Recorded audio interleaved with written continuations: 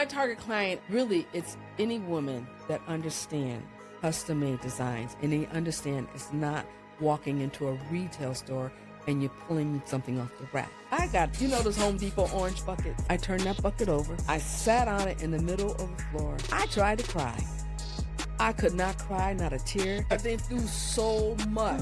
And I tried to cry. I tried to cry. And I just started laughing. Age did not stop us from fulfilling our dreams or our wants.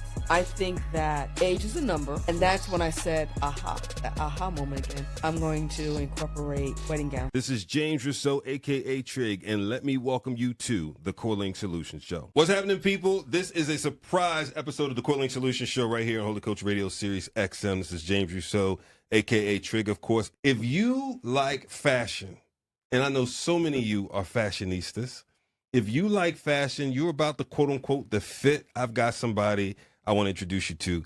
Deborah Mack is a visionary fashion entrepreneur who turned her lifelong passion into a thriving business. From the Connecticut courts to the couture scene, she's redefined success on her own terms through Damn Fashions, a luxury outerwear line that blends timeless style with sustainable innovation. Deborah, welcome to the show. Thank you, James. I'm so excited to be here. I'm excited to talk for a number of reasons. One, I love that you've decided to make the leap, and we'll talk about that. I love I don't know what you call it, the second career, third career in your life. Making that shift is always interesting, so we'll talk about that. I would say it's my third career. Your third career. It's my third, See? yeah. See? So I love that. So let's start here. What's one thing you can share that those closest to you don't know about Deborah? Wow. Like even your best friends would listen to the show and say, I've known her for decades. I'm not sure I knew that. That I think that I had a deep passion for fashion. I don't think anybody knew how extreme I really am about it. And how I really dug my heels into it and really decided to build a business around it. So before you made the change, did you kind of conceal it? I did. Only one that knew about it really was my husband. Really? Okay. He's the only one that knew that, hey, this is what I want to do. And I think it really came out one day. We were in New York City, and I was at this stage of my life. I'm like, what do I want to do? What? And so we went on this, the hop on, hop off bus in New York. And so, I don't know, the tour guy was talking about Tommy Hilfiger doing this big building, making it into a hotel. Hence, it never turned into a hotel. But anyway, so we were sitting on the ledge, and I just jumped up, and I said to my husband, I want to be a fashion designer. Interesting. And he just looked at me. He's like, really? I said, that's what I want to do. And I think it was something that's really been deep down inside, because when I was like in the 8th grade, I took what they call home economic class. And that was a sewing class. Going back. Home ec. Do they even have home ec anymore? I don't think they have home ec anymore. I don't think they call it that, but Yeah. But back in the day, that's what we did. Right. That's what we called. And you had a choice. You want to cook, you want to sew. And I chose sewing. And I always loved it.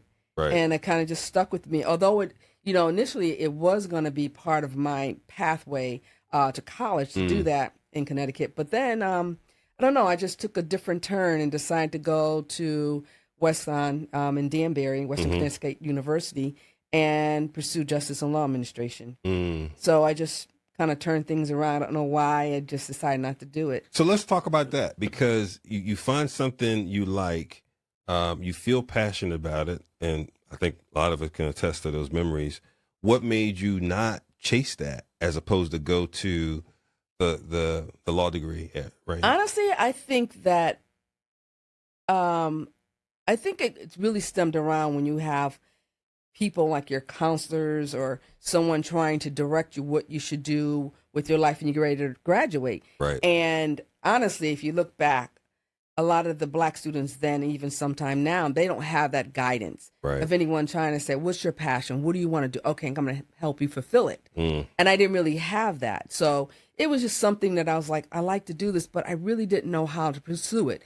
So when I decided to go to WestCon, it was like, well, Mom, I'm trying to follow my best friend. She's there. I'm going to go there and be a student there as well. And it seemed practical, probably, right? It seemed like they're breadcrumbs. There's something I can follow right there. Exactly. Yeah. Exactly. So that's what kind of turned the table for me. Mm. I just didn't really know. And if someone was there to really guide me about it, I would have done it back then. Got it. Absolutely. So your passion for fashion began in high school? In high school. Well, middle school, really. Middle school. 8th grade, to be exact. But you leave high school and you go into this area and you work in the court system, right? Judicial court system. 20 years. Yep, for the state of Connecticut. So during that 20 years, what was it like to kind of still have this in your heart, or was it not present to you? No, it was always present to me because when I worked for the state of Connecticut, a few things was going on. I always liked to dress, so I had to be presentable because I was in court all the time. Right. And outside of that, I did like community fashion shows. I did sewing.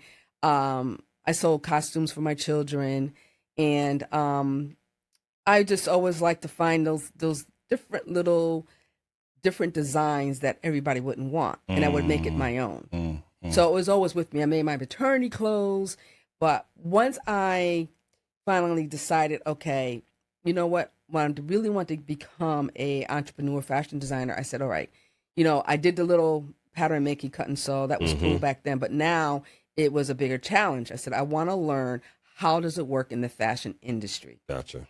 And that's what kind of, when I moved to Pennsylvania and I became an entrepreneur doing something else, that followed. Gotcha. That was my goal. How does this work? How does it work? How does it really work? And around when was that? I would say 2014, because I decided to go back to school, being 50 plus something. Go back to school for fashion. I went back to school. I started in the graduate program at Drexel University in the Westfall Fashion School.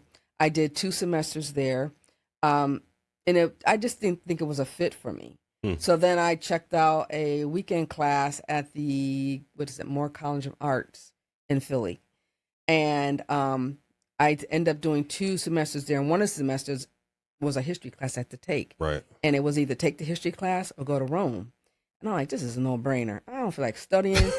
I'm going to Rome. I said, I still got to spend the money. Right. So I went to Rome, and I was really, really inspired when I was in Rome. And but then at the same time, I had a rude awakening. And I looked at the students I was with, and I'm thinking to myself, these kids are my kids' age. And I said, I already did this, and I don't want to leave with a big, big note. Right. So once I came back, I stopped, and I had in my mind the dollar amount that I was going to spend with these, going to school, and I was going to stop. Right.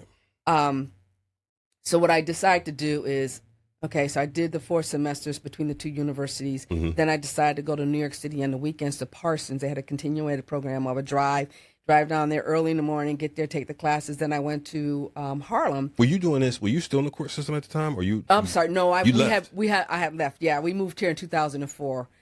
Yeah, I'm sorry. I didn't no, that's okay. That. So you were courageous enough to take the leap full time and go into learning mode to do it, not even knowing necessarily when you'd get into, let's call it, income revenue generating mode. Yeah. Well, we came here in 2004 because my husband had a job opportunity. Okay.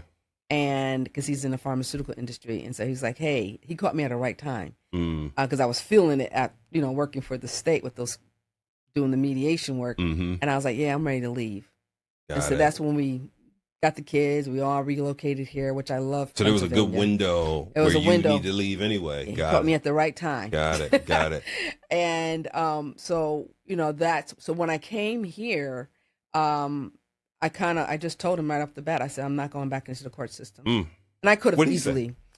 He's really supportive. He just looked at me and says, okay, whatever you want to do. Yeah. And at that time, I felt freedom. Yeah. I just knew it was something different. It was not going back into the judicial system. I felt freedom. And that's when I said, you know what? I'm going to become an entrepreneur. So initially, James, I started with a pickup and delivery franchise business. And I felt that was a niche that was missing, where you would go pick up the dry cleaning, bring it back. So I started that from scratch. Gotcha. And it really grew. Oh, not a part of somebody's franchise model, your own just. Well, no, that was how I started. It was a franchise model. Part of a franchise model. It was at the time. And it grew so fast. And what I would have to do is I would have to outsource the clothes to get them clean. And so I decided, you know what? I need to control this a little bit more because it's growing really fast. 'Cause I started in my basement. I went to a little small space. This small space became to a bigger space. Wow. And then I decided from there is that around the corner from me was a vacant building. And I said, you know what, it's small enough to do a drop store. People can just walk up, drop the clothes off, and leave, which is really nice. So I did that, and then it got bigger. And then I'm like, okay, now I'm managing people here, and I needed a driver. I needed somebody to work the counter. Then I said, I need to control the quality of the clothes. Right. So then from there, decided to open up the organic dry cleaning business. And I told my husband, I said, I like to open my own plant. I can do the quality. I can handle the quality on it that comes out. I said, but it has to be organic. Interesting. So then from there, we built the actual plant. And in the front was another store. So I had 2 drop stores, pick up delivery routes, and it was just going crazy. Wow. And I would get up like, honestly, 5 o'clock in the morning. I had to get the machines going by 6:30 before the people came in. And I wasn't leaving till 7 or maybe 8 o'clock at night because all the bags would come in. And I just like I had no life. You know, my husband say, hey, I got to go to Florida. I got a business trip. You want to come? No, I can't. You know, so after a while, I was like, okay, I did it for about 8 years. I was like, it's enough. Wow. So then I sold it and got out. And then one day I saw myself sitting on the sofa. This is the truth. I was twiddling my fingers. And I'm not one just to sit still. And I was just like, I can't do this. I got to do something. And I think that's when we took the trip to New York. And it was like an aha moment that I wanted to get into fashion. Got it. And then I enrolled in Drexel. And then from there on, like I was telling you, I was going back and forth on the weekends to Parsons, Harlem, Manhattanville School for tailoring. And then I was just like, this is costing me too much. And then I decided, you know, I looked at my age. I have 4 kids. One was out of college. Some were going in, and it was just a lot. Right. And I said, I can't afford a big tuition. There's no way. So I decided to build my own curriculum and figure this thing out. And it entailed me going online, signing for different courses, podcasts, all kinds of little things. I just started building it. And also I did the sewing in the beginning. Gotcha.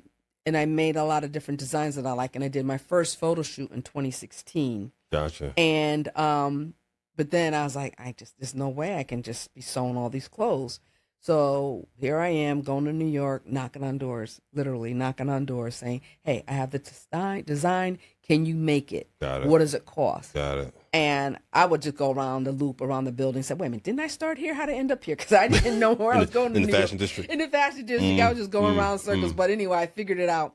And then I worked with a few manufacturers that made my sketches come to life, which was really nice. Yeah. And I did my first show, New York Fashion Week. And that was 2017. Okay, hold right there for 1 second before we talk about the first show, because there's so many progressive steps in this that I just want to unpack a little bit, right? So if you think back to like when you talked about leaving high school and you couldn't see the path to this, right?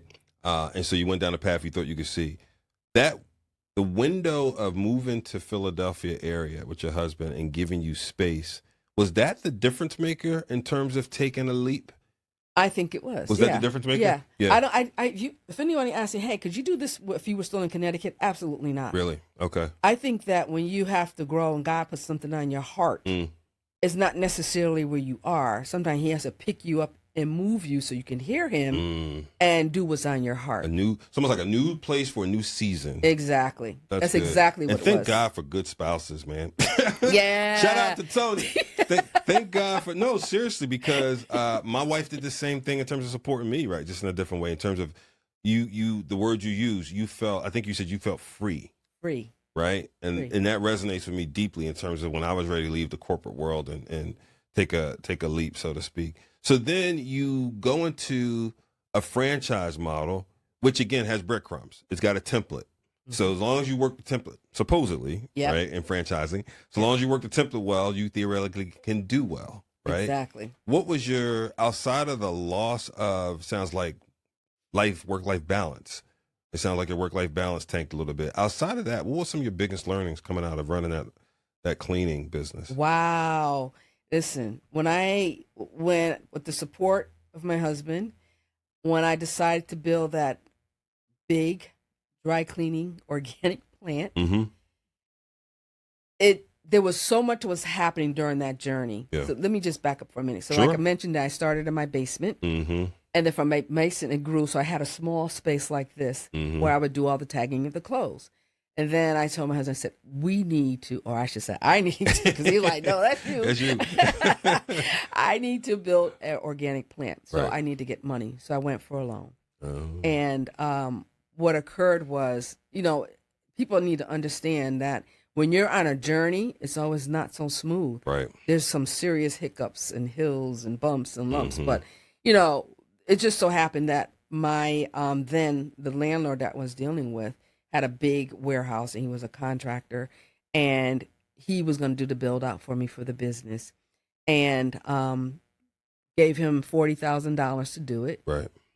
Unbeknownst to me, he had a problem gambling, and nothing was Oh, done, wow. and lost my money. No. Yeah. No. So when you're working with the bank, there's a time. Absolutely. thing. So what end up happening, you go from bad to good because God's always getting you through it, but you don't know it when you're stuck in the mud. Right. So long story short, we decided to just get out of there and put my stuff in storage, regroup. Mm-hmm. And so my husband, we were having breakfast one day at this one location. He looked across the street. He's like, what about that building over there? It was a standalone building. And I was just like, I felt a little defeated. I'm not going to say I didn't. Yeah.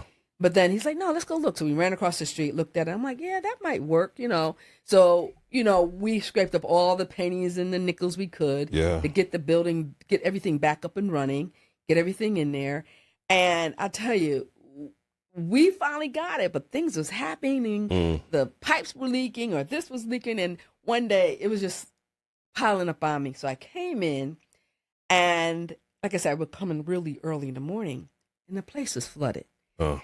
Listen, I got, those Home Depot orange buckets? Oh, yeah. I got one. I tell people this.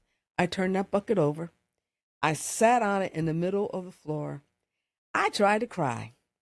I could not cry, not a tear. Are you serious? I tell you the truth, because I've been through so much. And I tried to cry. I tried to cry. I tried to cry.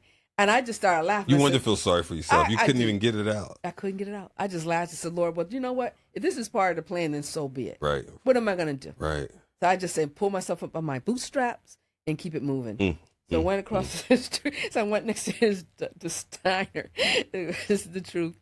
And I asked the guy, I said, hey, I got a flood. I called my husband. He said, I'm coming down. And I asked the guy, you got anything I can get the mop? I had nothing. Right. So the guy said, hey, I got this thing that it sucks up the water, Okay, cool. And he put that thing over there, and we turned that on. I tell you the truth. I was just like, Lord, Jesus, take the wheel. Them little bugs came crawling out of there. Them little bugs, I stepped and I was like, no, what is this message? But anyway, it turned out, I laugh at it now because it's funny because, I think people need to understand when you see entrepreneurs going through, it's not is you think, oh, they made it, it's good, but you don't know what they went through to get there. That's That's and for me, it was a learning experience. I said, hey, I can deal with this. I can deal with anything. Right. And not only that, it taught me to trust God above all things, James.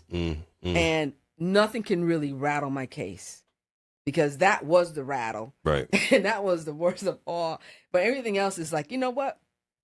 I'm here. Right. I'm doing what I'm supposed to do. I love what I'm doing. Yeah. And I'm bringing it to an audience that I hope to hear my voice. Yeah, that's good. So the resilience coming out of like doing that kind of business. So did you sell your franchise? I sold it. It was a franchise and it was a non-franchise, and I put them together. And sold them. The only franchise was the pickup and delivery route. Got it. And everything else I built around it. And then when I realized, hey, okay, I don't want to do it anymore, I sold it. So imagine a black woman, organic dry cleaning plant business, pickup and delivery, 2 drop stores and a huge plant. It's not heard of. Right. And then it was very successful. And building that over, what was that, about 6 years? About 8 years. About 8 years? Yeah. So I had like 2 drivers. I had all the staff in one store, all the staff in the back working doing the dry cleaning, people in the front. So it was a big step for me. Yeah. Now, so you sell it and you start pursuing the learning to do fashion design. Yeah. So were you still holding on to it while you started the learning, or did you sell it and clean cut I pretty much sold it, and I had to stay on for like a couple of months just to train Right. the new The owner, new owners, right. and but I'm very passionate about whatever I do, Mm-hmm. and it really tugged at my heart. So I would stop in sometime, and I'll be like, and my husband said, "You got to stop going in there. You don't own it anymore." Right. So Right. I'm like, you know what? You're right. So then I had to cut it off because they did start to get a little dependent on me. Yeah. But then shortly after he was in 6 months, he sold it because Yeah. he was still trying to do his job as an IT and still work that dry cleaning business, but that wasn't realistic. I said, Yeah. you can't do both. Right. You have to decide which one you want to do. Right. And he couldn't handle it, and then he ended up selling it. Gotcha. How did you decide? Because you mentioned you went to Drexel, you went to Moore, Parsons, you did these different things, and then but you ended and said, I created my own curriculum. I did. What led you to that, and then why do you think you were equipped to do that? Okay, the thing that led me to do it, because in my mindset, when I decided to go back to school, I had a dollar amount that I would spend. I said, once I got up to this amount, tuition-wise, I'm going to have to figure something out because Gotcha. my kids were in college. Mm-hmm. And, and I said, I don't want to create a bill at my age, then maybe I was 55 then, Mm-hmm. and have to worry about trying to pay that note off and still worry about their tuition. Yeah. And so, so then I was just like, well, Deb, you're going to have to, I just Googled things that I can do that was within reach. Like going to New York City was not a problem. Right. Going to Harlem wasn't a problem. And going online definitely wasn't a problem. So I would just kind of join in different networks and different businesses and just kind of learn what was being said. Got it. And then say, okay, now let me learn how to make something from a square box. Now let me go from there. And so I started doing that, fooling around with it at home in the basement, starting to sew and thinking, okay, once I get enough pieces, I'm going to do a little photo shoot. And so I had called my daughter. I said, hey, you want to be a model for your mom? And so, and then I found a local photographer and she got me another model. So I worked it with the two girls and we had a good time. It was good. And then it got real after that. Yeah. So what was your vision when you started building Damn Fashions? And when you launched it and you're on the high of, man, I'm finally going to operate my passion. Right. What was your vision for it? Honestly, my vision was to be, and I was a little naive about it, was to be an e-commerce where I can actually get things made and sold. People can buy from me on the internet, you know, and that was my dream. Then I thought, okay, this is how it works, and it was just me by myself. Right. I was by myself trying to figure this whole thing out. And I started working with consultants. Started paying people for a little marketing, doing different things, but it just wasn't working the way I thought. And I found myself with some inventory. I found myself with extra fabric, and I'm just like, this is not how it works, right? And it was costing me a lot of money, but I just kept pushing it and trying it, and my website was like really nice. My web designer won out of 10,000 contestants the best website, which was mine. She did. Wow. And so there was a lot of good things and a lot of struggles on unanswered questions in there. And it was like I was really like in a dark cave trying to find my way around, just feeling away. Okay, was a little light, here it is. This is nope, no. And you think that when you encounter different business relationship via networking, right, you think that is the answer. But then after all, I'm like, man, I'm back at square one. This is not working for me. So what I did was I started to get involved with other, I could say like agency or programs or things like that to try to tap in to learn what piece am I missing. And I'll tell you, the different people that I spoke with and I hired as consultants, they don't know.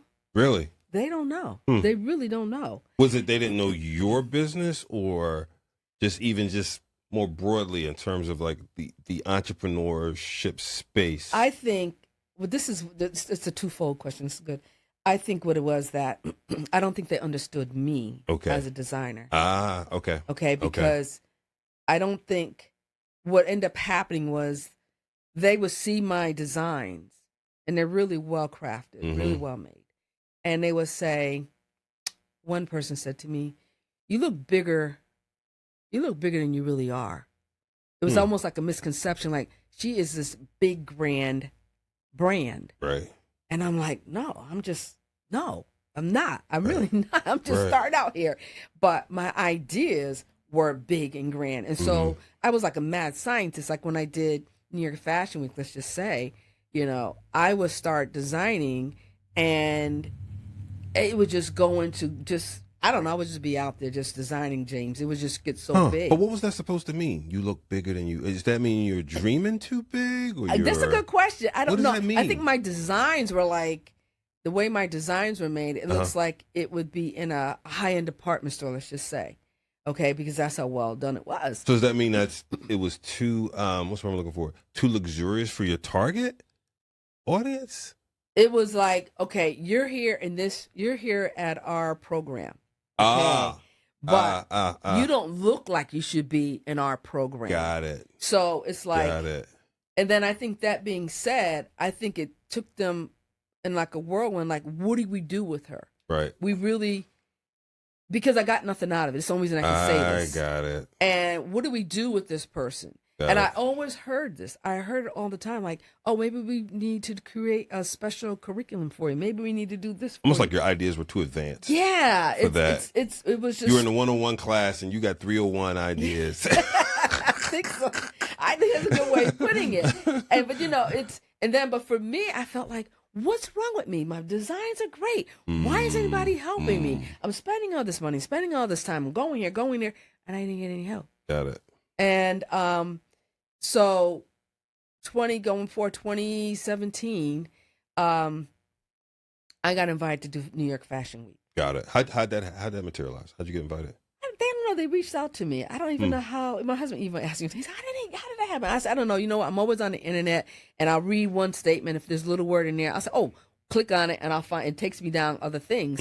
So maybe that's what happened. I don't know. But I know we communicated. I said, yeah, I would love to be in the show. So I did New York Fashion Week, and I was supposed to do, I said, well, what's the number of pieces? They said, oh, you have to pay for it. By the time I realized I did 40 looks.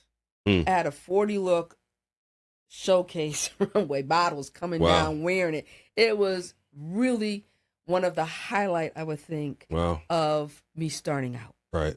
And I got such a good response. How hard is it typically to land that kind of opportunity?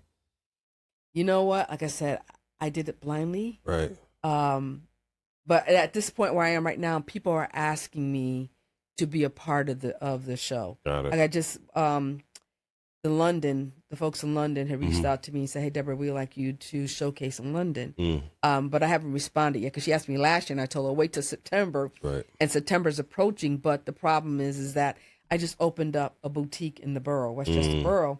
And I got to put all of my focus and finances towards getting that up and running. Right. So again, I hate to tell her I can't, because what comes with it is I have to do a collection. I have to do my collection, maybe 10 looks, she said. Okay. Still got to fly down there. Still got to eat, hotel. Right. And it's not an inexpensive trade when you have to create designs. It's a huge investment bet. Right. Pardon me? It's a huge investment bet. Yes, it is. Because on the other side of it could be a lot of recognition, a lot of, I guess, potential clients and such, right? Yes. But there's no guarantee at all. There's no guarantee whatsoever. Right. So when you do the one in 2017, what happens after that? After 2017, you get over all the excitement, and I'm back again hustling, trying to do my e-commerce. Okay, I'm like, okay, I did New York Fashion Week. E-commerce is going to happen. And it didn't. So I'm still trying to push that ball up the hill, still pushing it up the hill. Yeah. And then I just did, then what happened after that, I did DC Fashion Week. Gotcha. And that was really nicely done. That was a really nice show. From there, which came out of it, which was really, I got a good review from it. The people loved the show, and I don't know how, but someone sent my name to London, to London Fashion. It's called London Fashion Crossover. Okay. And they reached out to me. And see, we hit the pandemic then. Gotcha. And we were just kind of getting out of it a little bit. And they wanted me to send them some clothes so they can put it in the showroom. And which I did. Yeah. But unfortunately, people were so skeptical about coming out. So they didn't get the flux of people coming in to shop like they normally would. So it went kind of stale on that end. But a good thing did happen. Through them, Harper Bazaar reached out, and they ended up doing a spread on me in the Harper Bazaar UK magazine. Nice. Yeah, which was really nice. I was in the Huff magazine, the article in there.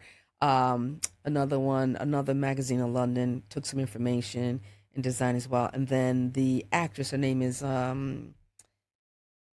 Alison Peters, I think. Don't quote me, and I'm saying her name is wrong, but she was from the Netflix movie Sex Education. Gotcha. And she wore one of my designs in one of the photo shoots, which was pretty cool. Patricia Allison. That's her name. Gotcha. Allison, yeah. So she wore. So some good things came out of that. Yeah. It really did. But, when the pandemic hit, I was kind of like at my wit's end. I'm like, this thing is not working, trying to do e-commerce. Let people know what I'm doing. They love my clothes, but nothing's moving. Right. So I started to feel a little stressed. I did. And I think at that time someone reached out to me saying, hey, I have a wedding to go to. Can you design a dress for me? I'm like, sure, I would love to do it. And back then I didn't have no problem. I love going to New York City. So I was going to New York City. I said, okay, what are we looking at? What do you want? And she says, I want blue. I said, oh, blue. I said, okay. She want blue flowers. Okay. So I would go to the store. And she did not look like a person with blue flowers. So, and everything I would send her, no. I would do it, off my phone. Here's a video, here's a picture. No. And then I came across this one beautiful olive green fabric. And there's a reason why I'm going to tell you this story. And I said, this would be perfect. And I sent, and I shook, it was pure silk, beautiful. And I sent, she said, that's gorgeous. I said, it's going to look beautiful on you. And so made the dress, and it was beautiful. It really was. It was perfect. It was all silk, just silky soft.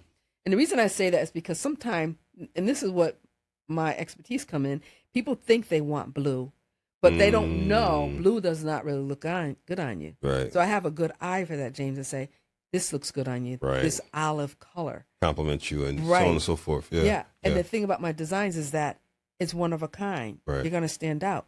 You're going to feel comfortable. You're not going to be twitching and turning and shifting your dress. Right. And she got a lot of comments on that dress, how beautiful it was. And at that point was my turning point. There people always say you have that moment where you pivot what you do. That was my pivot moment when I decided, okay, I'm doing custom made. Because I don't have to worry about inventory. I don't have to worry about returns. I know what women really should have and feel comfortable and look good at the same time. That's good. Plus, it feels like you being able to lean into your personal touch and connection with people feels like that was a part of that, right? Versus creating inventory and selling it in e-commerce. Like you could put a face to it, but it's not nearly the same as like engaging with someone personally and helping them and curating for them. Exactly, because I'm a people person. I love speaking to any and everybody. Right. And that's just who I am. And I like to have that time where I can really, some people come in my boutique and they just want to find out a little bit of information. Right. They want to look around. And I treat them no different, whether you buy or you don't buy, because one day you may come in here and say, hey, I really want to get something custom made for myself. I want to treat myself. Yeah. So let me ask you this. Was it difficult during those, let's call it 3+ years of trying to get the e-commerce thing going, particularly after, again, you moved to Philly, you do the organic thing, so great, got it, 8 years in that, awesome, sold it, now I'm going into this passion thing, bless me, Lord, thank you, and then 36, 38, 40 months of no quote-unquote success. Was that difficult? That was very difficult. It was almost like I think I was crying inside, and I would just say, what is wrong? Why can't this work for me? Why won't But you didn't give up. But you didn't let go. You didn't shut it down. I didn't. You know why? I think because I honestly, I would say to myself, who am I? If God put it on my heart since I was a little girl, and he did. I know he did. And it just took me years to get there, but it's okay. Mm. I'm there. Who am I to say, I don't want to do this anymore? Mm. I don't want to be chastised and say, I told you to do That's this. interesting. Did you feel convicted that way? There was conviction because I thought about it often. Yeah. Like sometimes I'm like, I don't want to do this anymore. I want to give up. And I'm like, who am I to say that? Mm. You know, if you look at all the people in the Bible, I'm sure they wanted to give up, but they didn't. I'm just curious. Like, was there? Because I again, I resonate with what you're saying. Like, there are moments where I feel, particularly during fundraising seasons, right? When you're looking at the budget, you're like, man, it is not happening, and you feel like. And then I feel like God will give me a scripture, or like I go to my Bible study, something will pop out. And to your point, it's like, okay, got it, God. Did you have those kind of moments? I did. I did, because, you know, when you're going through like that, and after a while, I was just like, here, just take it. I'm just giving up. I'm not giving up. Right. But God, I'm not going to worry about it anymore. You know? And then what I did was I started incorporating him in my business. So when I go into my business in the morning, I'd be like, hey, let's pray. I pray. And, you know, God, you know, thank you. Presence of the Holy Spirit, let it be your day. Yes. You know, and this gives me peace. Yes. Because I feel like I'm not carrying this by myself. That's right. And I'm at the point now, like I said earlier, that I went through it when I opened up that dry cleaning plant and the place was flooded. Everything that was in me has gone. I've been beaten up with that thing. So now this is just a enjoyable ride for me. Yeah, that's good.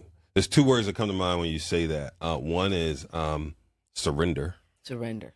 Right? He is strongest when we're at our weakest, if we can surrender. And the second word is steward. Yep, stewardship. We don't own it, we're stewards. Exactly. Yeah, that's two things that come to mind when you say that. Yeah. So you do this big pivot, and so after you do this, this young lady's dress who wanted the blue but got the green. Because you told her to. Olive. What was your renewed vision like at that point? Honestly, I used to it was a renewed vision. So in the back of my neck is how I will carry like stress. I can feel it sometimes in my back. But when I decided to switch over and do custom made, I don't have stress anymore. That thing I used to get on my neck was gone. I have not gotten it since, because, you know, you're pressured on what the world thinks, and I got to make it so everyone can see this, and I got to be successful, because these are things that you're always bred in your mind, you know. But then when I realized, I got to the point, like, you know, I don't even care anymore what the world thinks. You know, I want to do custom made, let them come as they are, 1, 2, whatever. So let's go back to that for a second, because that's so important. At that point in time when you were doing the e-commerce and you thought you had to hit these things, are there examples like certain metrics or certain affirmative points you wanted to hit, to your point, to be successful? Were there things like in front of you of kind of pressure points? Yeah, the pressure point was that I had hired a consultant, and he said, you got to order all this fabric. And I did. Okay, now you got to make all of these jumpsuits. And I did, and it's going to sell, and it didn't. Then I hired another consultant. Okay, we're going to do this. We're going to do the SEOs. We're going to do that so that we get the magic word out there. You'll sell. It didn't. You know, so, and then, you know, I went through that for a while. Then one day it just finally hit me. I said, you know what? You guys don't know no more than I know. I'm walking in the dark and you're behind me. So I was just like, I just realized nobody has the magic answer. Nobody in the industry. Either you're lucky enough someone to say, hey, I see you and I want to sponsor you or support you, whatever, you know, because I like your brand, then you're good. Or you just happen to fall in a pot of luck, then you're good. You know, and that's not fortunate for everybody. That's right. In particular myself. Yeah. And I don't think I hoped it. Oh gosh, I hope somebody comes. Oh, I hope Macy's want to order from me. Oh, I hope Neiman Marcus calls me. Oh, I hope. Right. But you know what? Sometimes I just feel like everybody's journey's different. Definitely.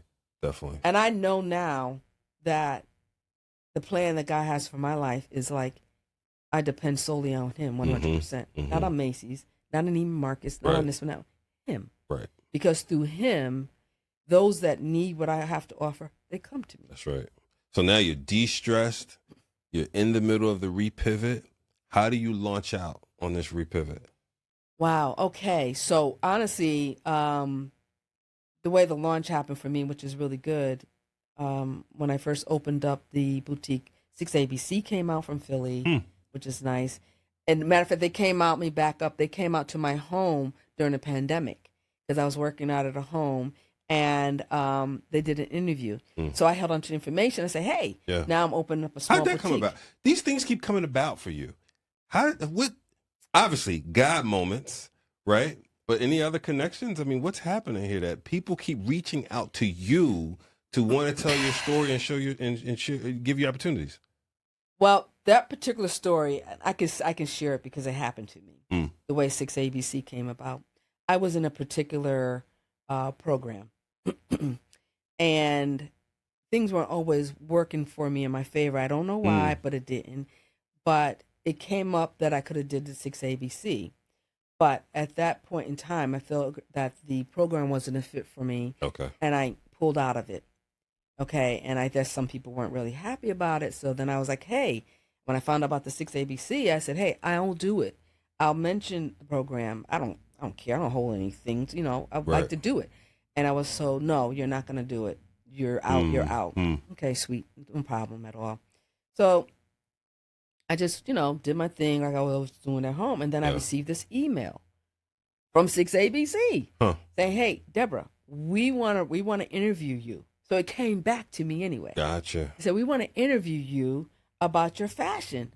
I'm like, oh, wonderful. And I had an intern, Jillian Morgan, who was really, really good. And I said, hey, Jillian, you want to come in and be a part of this whole thing? And it was a really good segment. It was something about something aging. I don't remember. Art of Aging. Art That's of what Aging. It was. Yeah, in the Philadelphia 6ABC program. And so they did the article on me, the segment, I'm sorry. And it was really successful. It was really good. So I held on to the contact information. So that way, now, fast forward, I'm opening up the boutique. Right. And I reached out to the reporter then, and she gave me a different reporter that would be handling it. And they came out to Westchester Borough and did the whole interview again, which was great. Nice. Yeah. Nice. So it comes back. I think like this: if you're supposed to have it, it's gonna and you miss, it's gonna come Absolutely. back to you. What God has for you is for you. It's for you. So, how would you describe the brand and the aesthetic of what you do now? So, what I like to do is I like to find fabric that has that look that will grab your attention. Okay, so it doesn't matter the outside texture. What matters is what I use on the inside, which is a luxury lining. And it is a sustainable lining, James. And so, for instance, the coats, I like to use it in my coats. So it keeps the body warm in the wintertime so you don't have to layer up. Got it. It's a sustainable line that has a breathability so that your body temperature is cooled down so you're not sweaty. So hence, if you're wearing it in like a pair of slacks or a dress and you're hot, like 105 today, whatever, it's going to cool your body down. And it's a luxury lining. So when you put it on, it's like, oh, okay. You can feel it. Yeah, I feel it. You can feel the That's difference. nice. It's really, really nice on the skin. Who's your target client? Honestly, my target client, really, it's any woman that understands custom-made designs, and they understand it's not walking into a retail store and you're pulling something off the rack. It's a woman that says, hey, I don't mind spending the extra dollars to get something that's going to make me feel good and look good. Yeah. I understand I like quality. Right. So it may be someone that doesn't make the six-figure, but she has a taste for nice things. Right. And she says, I'll spend this kind of money to get this particular coat made that I know is going to be here forever. So you led with the woman who understands. So I think I shared the story when we talked before. I have a guy I work with, Haj. Oh, Haj. Shout out to Haj, right? And when I was at Allstate, I got to Allstate in 2010-ish. New president of a division, brand new division. And my wife and I had partially moved there from here to Chicago. We still kept our home out here. And you go into work a couple of days, like, man, I need to buff my stuff up a little bit, right? So I get introduced to Haj, and then I see the prices, and I'm not gonna lie, I said, oh no, we don't need custom. Oh no. right? Back to Men's Warehouse, back to what's the other place? Boyd's, whatever, right? We Yeah. There's some places. And so he said, and my wife said, let's just give it a shot. So he came up with this package, and I think I got like 3 suits, and then he was showing me how to best pick material to mix and match the suits and whatnot. Mm-hmm. That was 2010. I still have those suits, and they still seem new. Yes. Right? Yes. The quality of the fabrics. Well, first of all, to one of your points, the first time I put one on versus, because I go to Rack and, I'm a larger size. I'm like a football size. Mm-hmm. So anywhere I go, first of all, they got to chop it up a lot. Yeah. I pull whatever it is. I will pull a 50 off, and I'm really more like a 48, but because of shoulders and this, that, and that, they spend so much time chopping it up, right? But then when he made it, and I remember when he made it, there was something he did. He said, no, I'm not going to do, I was so used to getting pleats. Right. For the leg room. Right. He said, oh, no, I'm not doing that. The straight. Yep. And he did it. I said, it's not going to work. The first time, Deborah, I put it on, I didn't want to take it off. See? I mean, the way it felt and the way it draped. Yes. And the quality. Yes. And I looked over at my wife. My wife goes, once again, my wife always has this expression when she says, if you just listen to me, right? I like your wife. And she's like, if you just listen to me, right? Yes. And so, and he taught me how to mix and match the materials and all those different things. So I would just say to anyone who questions it, it is an investment that pays off over time, because once again, you can feel like you'll pay X here now, but I'm telling you, if you pay Y, it's going to last you a lot longer. Mm-hmm. You'll feel better in it. Mm-hmm. And one of the things, at least in my professional career, that I've learned is there are a number of different things that help you show up in a room. Right. Right. And nothing obviously replaces God, but it's not bad to feel good and confident in your clothing and everything else when you show up. Absolutely. Right? And so, when you talk about people understanding it, it took me a minute to understand it. It's funny you say that. My daughter, she was visiting and talking about understanding. Yeah. She was going somewhere and she kept ordering these dresses online and sending them back. And I'm like, Shanae, I'm here. Right. I'm for you. You want me to make it for you? Right. If we could do something quick. Right. Oh no, Mom. And I was just like, okay. So I said, she's someone that doesn't get it yet. Yeah. My own daughter. That's right.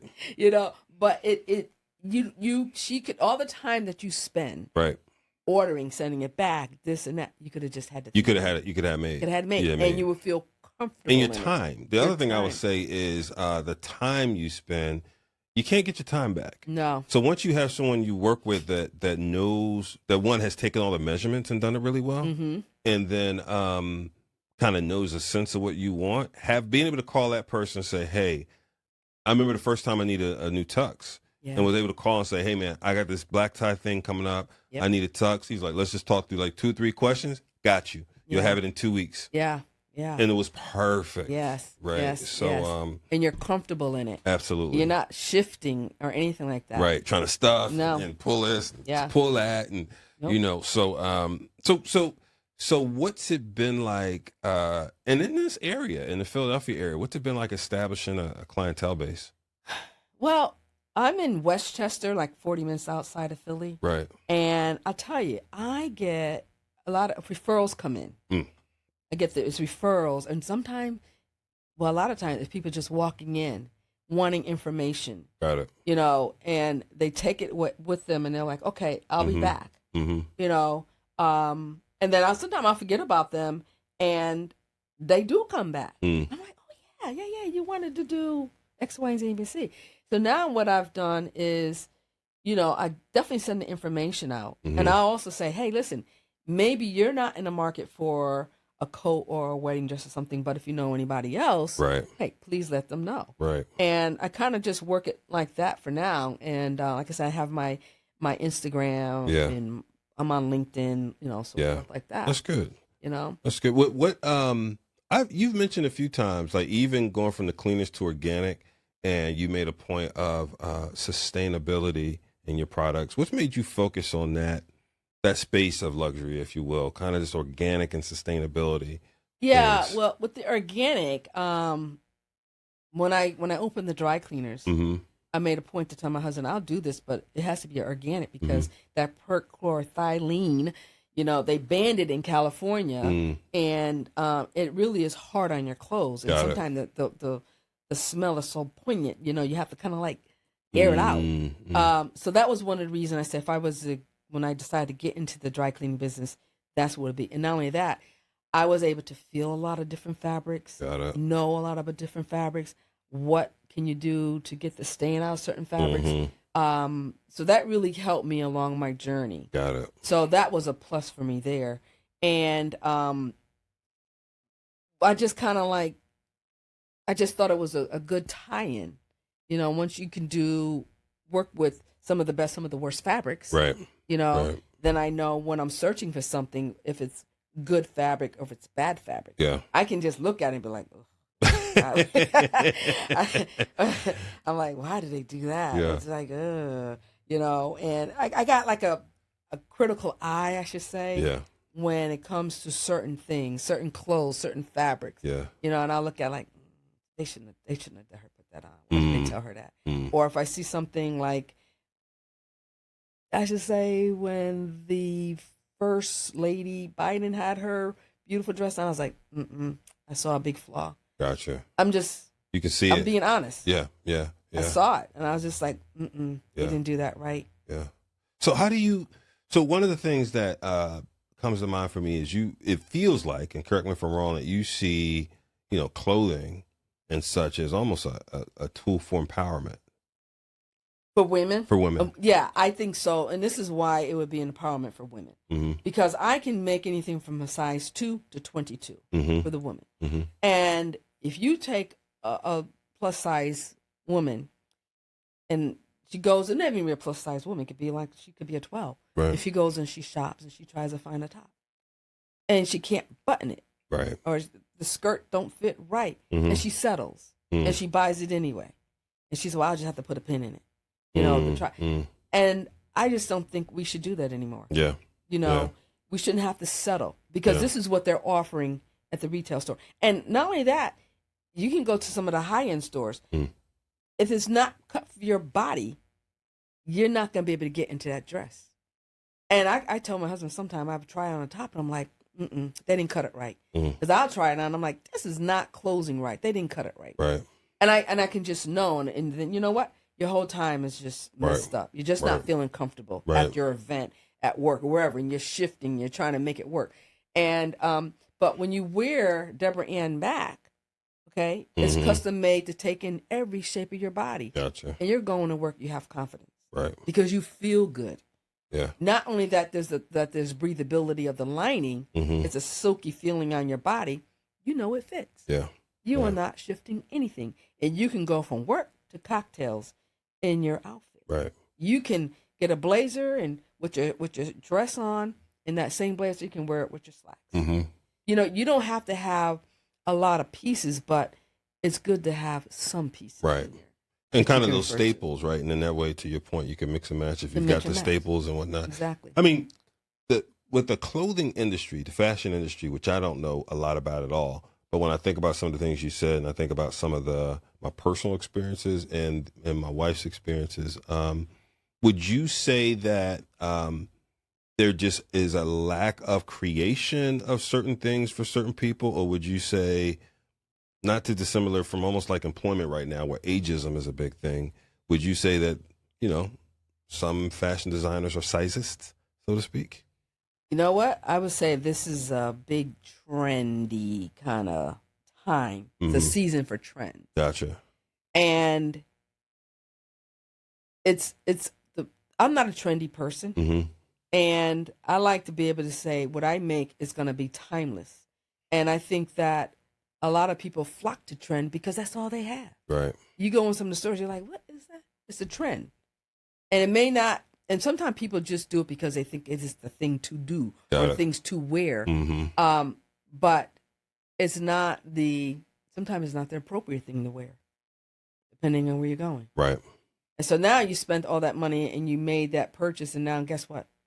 You're not going to be wearing it again. And all that is just sits there. Right. Whereas when you do the custom, it's like you said, it's there for the long time. It's a long time. Absolutely. What's next for Damn Fashions?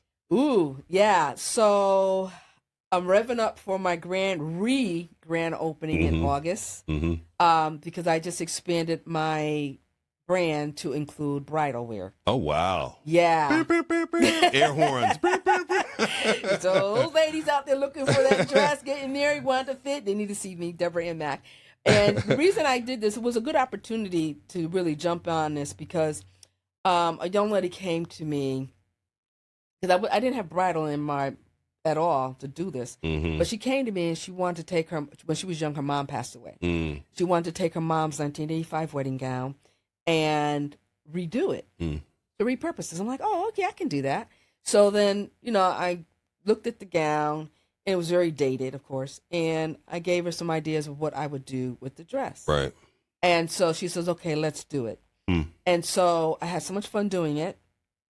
I took it apart, and she had on top of it, to explain, James, on the top of the mother's wedding gown was a big piece of lace at the bottom. And I said to her, you know what? I want to take that lace. I'm going to give you a long traditional chain. I'm going to put that lace on the bottom. Gotcha. So when I did that, the top layer of the fabric was ruined, of course. So then I said, and I don't know why I did this. I happened to buy months ago some silk organza. Right. I don't know. I just saw it. And I said, oh, I'm going to buy it and get it. And I ended up buying it all. And I said, I have the silk organza. I'm going to put it on top of your mother's lining. And underneath the mother's lining, I put my, like I was telling you, my luxury lining. So that would make her cool. And then on the top of the silk organza, I hand beaded the beads to match what she had going on up top. Yeah. And the sleeves were like a 3/4 sleeve her mother had. So I took some of the lace and I extended the sleeve to give her a scallop at the bottom on top of her hand. And it really came out lovely. It really did. I did some other things too. It was beautiful. Yeah, sounds beautiful. And that's when I said, aha, that aha moment again. Yeah. I'm going to incorporate wedding gowns. So now I'm expanding the wedding gowns. And and right now, as I speak, I'm actually doing my own wedding gown. Not for me. I'm making one because I don't usually make, I don't really sew. I send everything to New York after I do all that I need to cut and sews in New York. But this particular time, I said, no, I ordered this beautiful beaded fabric from India, and I've been sitting on it for like 3 years now.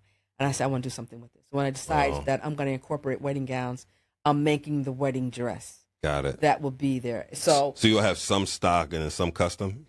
Everything is custom. Everything's custom. Everything they see is going to do. I'm only going to do like 3 for now because I'm hoping to do the grand opening in August. Okay. And so when people come for the grand opening, and it's open to everyone. Yeah.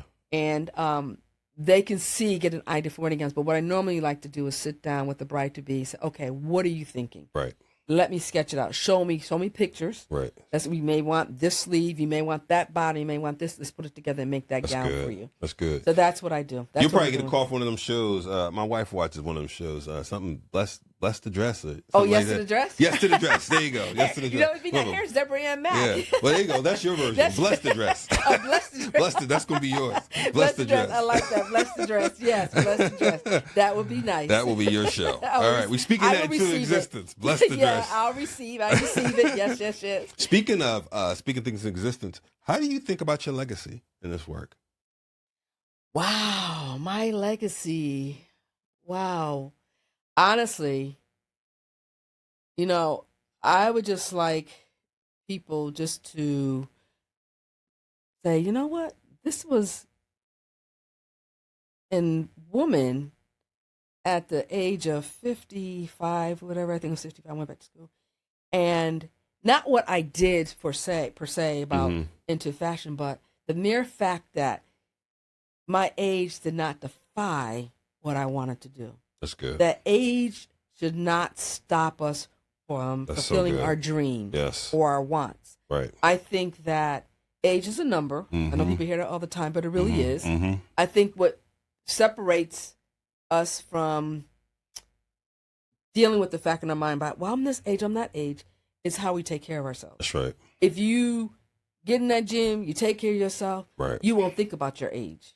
You just think about how good you feel, and you think about, if I can do this, then I know I can move on and do the next thing. That's so good. And you know what I love about that too is, because one of the truths about ageism is, look, you are fighting aging. Yeah. You need more sleep. Yes. Your body doesn't repair as quickly. Nope. And so there's just some things that are happening that are just going to happen. But if you believe kind of in the 10,000 hour rule to become an expert in things, we've become either experts in things over and over to the point of having such proficiency and effectiveness, and or we've done different things like you, third career. So you got 10,000 hours in the court system, 10,000 hours in cleaning and organic, now 10,000 hours in custom. Yeah. Right? So you're hyper proficient in things. And so what may have used to take 60, 70 hours a week, hopefully is done in less than that.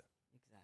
Right? And so that's another thing about, I think, just thinking differently about the wisdom of where we are and ability to pivot and do things differently and be, what's the word I want to use? Fluid. Fluid. Yeah. Be fluid. Yeah. Exactly. And I think that when you decide to pivot and make that change, there's definitely some, what's the word I'm looking for, where you second guess yourself. Mm-hmm. Can I do this? Should I do this? Sure. You know, but if you don't do this, how would you know? And that's the thing I think actually is the better question to ask sometimes. If I don't do this, will I regret not doing it later? That's right. Right? Like, will I have that? Like we always used to say, there's not many people in their deathbed talking about, I wish I would have, done this and that. It's usually, I wish I'd have spent more time with my family. Yeah. I wish I would have chased this passion. Yes. Right? Yes. It's not, I wish I would have amassed more money. Yeah. I wish. No, that's not what usually people are talking about. No. It's the missed opportunities. That's right. Right? That they didn't give it, at least take a shot. Exactly. And, and being a Christian, like I said, my thing for me is, I don't want to be questioned about, I told you to do. Me and God got to my, Deborah, didn't I tell you? At the gate. You stay at the gate. Let me in. You know me. It's Deborah and Mack. Well, Deborah, we got to tell you. Didn't I tell you? You were disobedient. Ooh, I didn't say how quickly. I just told you to do it. That's right. So, that's right. I joke about it. Yeah, I do, James. I joke about it. But at the same time, I'm very passionate about it. And I truly understand my calling. Yeah, that's good. I know my calling. I know my journey. Right. And I'm not afraid to be on it, because all the kinks are out when that's I started. So good. When I first decided to do it, that's when you go through the rough patches. That's when you got the dukes up and you're like fighting to get through it. Absolutely. And, I just say, hey, I'm a reign champion right now. That's so good. That's so good. As we kind of wrap up, this is a powder keg question. How do you think about AI within the future of design, fashion design? Wow. Okay. AI. Yeah. This is how I really feel about AI. I think it's a fast process, like a microwave. It's a fast trend. In all things or in design specifically? I'm saying specifically in design. In design, right, okay. And the reason I say that is because when they do the mock-up on the muse, let's just say, whatever they use, I'm like, wow, that looks beautiful. Right. Wow. But does it give you, it feeds the mind saying, yeah, I can do it, but can you really take that garment and put it on that individual? You know what I'm saying? Right. I'm old school. Yep. I sketch. Yeah. I render how I want the details to be, the colors to be, this and that. Because I want to get people, I don't want to give them a false impression about, oh, yeah, because they got the most beautiful AI. Yeah. And I want to just give you the sketch that this is how it's going to look. Yeah. And I'm going to get close to it, find that fabric that's going to match what we're going to do here. Yeah. So honestly, for me, maybe because I don't know enough about AI, and it's just, it seems like it just stops right there. AI, they show it. It's just like for the look, just the look. Yeah. It doesn't cross over to how can I really wear that? Yeah. When you come in and see custom made, that's a totally different game. Yeah, it's a totally different game. Yeah, yeah. What you're saying resonates because I feel similar when it comes to music creation sometimes. It is expedient, it's fast, but it also can, I'm looking for, there's a feeling sometimes missing. So for example, and this is gonna make me sound old school too, right? But like James Brown was kind of before my time, so to speak, but I was able to catch the last parts of his life and appreciate his music. So like the first time I heard like The Big Payback. Right. Or hearing the Yeah. And then watching videos of the recording sessions where, you know, I came up in an era where if you made a mistake, great, we go back, punch it, this, that, and that. That was a one take era. Everybody ready? 1, 2, 3, 4. And whatever comes out comes out. That's right. So the pieces where the drum is off just a little bit, if something's not perfectly quantized and whatnot, all those imperfections to me contributed to the richness of the songs. So sometimes being too perfect takes away from the feel of it. Yes. Right. There's something, and this is not me kicking AI. I think AI has its place. I use it for a lot of things. Yeah, right. Exactly. I use it for a lot of things. But there's some things where I feel like some of the soul. Yeah. I agree. Is missing, right? When I come to the music. You know what I'm saying? And I can understand your point of view. With the fashion part, because I'm looking, I'm like, wow, it's absolutely gorgeous, but is it realistic? Yeah. Can the woman see herself wearing it? Because, you know, you can make that dial perfect shape. Yeah. But like be clear, I use it a lot. I use it a lot. Maybe that's my problem. I don't use it at all. I use it a lot, okay? But I get it. I use it a lot. There's certain things it could crunch and do in 3 or 4 seconds that would have taken me hours. Yeah, you know? No, I agree 100%. Yeah, so I just think it's, I guess we'll all have our preferences. We'll all have our wonders of, you know, where is humanity taken out of something that we feel robs us of something, right? And I think there's going to be a lot of us personally making those judgment calls. Of, you know, absolutely. Yeah. Absolutely. What do you think the next, this is an unfair question, but I'm going to ask anyway. What do you think the next potential fashion trend might be? What do you think is on the horizon? Wow. You know what? I got to just say, I think in fashion what happens is it repeats itself a lot. You get the younger people that don't know, and they're like, oh, I like the platform shoes. Or I like look, that's what we did back in the day in the 70s, whatever. So the trend is always going to be repeating back what they did back then. Yes. You know what I'm saying? It's always a repeat. It's nothing new under the sun. Because when they try to do something new under the sun, it's like, what is this? Right. You know, it's funny. I was just watching a Instagram TikTok video, and they were showing, it was really, really cool stuff. The men's, and they're like, okay, what's going on here? I think that was a title. What's going on here? Yeah. And they show the men in the dapper Dan, the beautiful coats, the beautiful wools. I mean, so sharp. Yeah. Yeah. Then they went fast forward to today. I had to hold on to my seat. Oh Lord. And it was just some stuff that was just way out there. They'll come back though. They'll come back because you know I remember watching when I watched Malcolm X for the first time, right? And you watch Spike Lee and Malcolm in that era in the suits they were wearing. Right. That was 50s, 60s, right? Yeah. So then you fast forward to, I call it the second Steve Harvey era, right? When he started making suits and whatnot. Right. It was just like them. The longer coats. Right. The bigger legs. The bigger legs, the full matching 3-piece, the hat. Yeah. Right. And that went 4 minutes. So I feel like things, to your point, comes back. They come back. They may tweak it a little bit. Maybe if everyone's not wearing hats, let's just say, whatever. They'll tweak it, but it comes back. Yeah. So honestly, if you really look at it, I think that there's some things I hope don't come back. I'm sorry. I didn't mean to cut you off. There's some things I hope don't come back. I understand. I don't want to see big white tees again. I don't want white tees all summer again. I don't want that. I get it. I get it. I agree with you 100%. Some things can stay bare. Yeah, really don't bring certain things you know, back. But I think that sometimes we just, the creativity's there. Yeah. And I think sometimes we just got to dig deep to bring it out. You know, and I think that men and women, and I have done men's coats, by the way. And I did some for my family. We had to do a photo shoot, and I made bomber jackets for everybody, even my little grandson. So I don't do it a lot, right? But I've done it. I did it for a gentleman that came in and wanted a beautiful coat. But I think that if you can just stay with really work, what is not trendy, right? Which is good quality, good craftsmanship, right? you'll be okay. Yeah. Because now you're not going to throw it out. That's right. Classics too. Classics. That's the word. Classics. That's my wife. My wife stresses classics. Classics. Yeah. She's not going to throw it out. Yeah. She's not going to throw it out. What advice would you give to women who are later in their life who maybe want to make a career pivot, given everything you've been through in your journey? What 2 or 3 points would you encourage them with? Okay. First, I would say pray about it. Mm.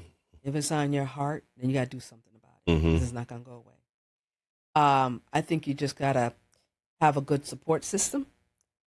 And my husband is the best supporter I can name out of everybody in my life. He is number one. And I know you can't. You cannot share it with anybody. With a lot of people. Ooh, boy, you cannot share it with a lot of people. That one right there. I hate to say it, crabology. Ooh. Because when you start sharing your dreams, they're going to squash it. All right. We were about to wrap up. We got to open this one up a little bit. Because you and I, we are in the same place. There are well-meaning people around us who yeah, I want to say naturally want the best for us. Absolutely. But they can't help, what's what I'm looking for, playing a sabotaging type role with words and other things relative to your dream, thinking it's too big, thinking it's too off the beaten path. Like, I've seen this time and time again. Yeah, I think this is a big one in culture, because particularly now we're in an overshare culture. We want to share everything with everybody. That's right. Post it. Oh my! I just got illumination. I just got to download. Let me tell you, right? And record it, and we want to post it. Right. And then the comments and such may not be helpful. I'm going to just share this one piece with you, James. When I started my business, my entrepreneurship business, pickup and delivery, I started with that. I was so excited. I said, "Oh, I'm going to tell my friend in Connecticut what I'm doing." Talking with friends. Go back, way back. Wow, the thing that was said to me was a crusher, and I was just like, "What?" And I was, everybody knows what's pickup and delivery. You pick up, you deliver, right? And it was said to me, "Oh, you mean like picking up garbage?" Yeah. I was like, "Oh wow, ouch! Really? Is this what we're doing?" Wow. So, so that's when I say don't share with everybody. Yeah. Because they're not going to have anything good to say. Because number one, they're jealous. Right. Number two, they want to do it and they are afraid to do it. And number three, they're thinking, who are you that you think you can change? Who are you that you think you can change? Exactly. So that's when I say, don't share with anybody. Share it with someone that you know is going to support you, encourage you. When you feel down and out, it's going to be there to pick you up. It's going to believe in what you believe in. Yeah. But that is the person or people you only want to share it with. That's good. And the second thing you said was, small circle. Second one was have a support system. Yeah. And I love the first one too. It's not going to go away. So pray about it. Pray about it. It's not going to go away. That burden the Lord put on your heart, it's going to be right there. Because he specifically designed it for you to do. Yeah. That's so good. All right. So we have to get ready for the relaunch with the wedding dress line. How do people follow you and catch up with your business? Yes, people. You could do me a big favor. You can go on my Instagram, it's DAM, fashions with an S, and just start following me. Yes. And I promise you, I'm right here in Westchester, again, like I said, 30 minutes outside of Philadelphia. I would mention when the grand opening is. Nice. And you're welcome to come. Nice. If you don't have Instagram, you have Facebook, I'm on LinkedIn. Matter of fact, you can sign up on my website, which is DAM, D-A-M, stands for Deborah and Mack, Fashions. Okay, that's all you got to put in, DAM.fashion. And you can sign up on what I call the Beehive. Gotcha. And just put your email in there. Damn.fashions. Yep, because I'm going to send out the notice when it all happens. That's awesome. So Damn Fashions on Instagram or Damn.fashions directly. Go to the website and sign up on the list. We'll put that in the show notes too. And y'all support Deborah and Mack, y'all. Yes. We don't have many people like Deborah and Mack. All right. So hopefully you learned something from her story. Thank you so much for coming. Appreciate Thank you, James, for having me. It was so much fun. It was so much fun. I appreciate it. All right, y'all. Until next time, be informed, be empowered, be accountable. Much love, y'all.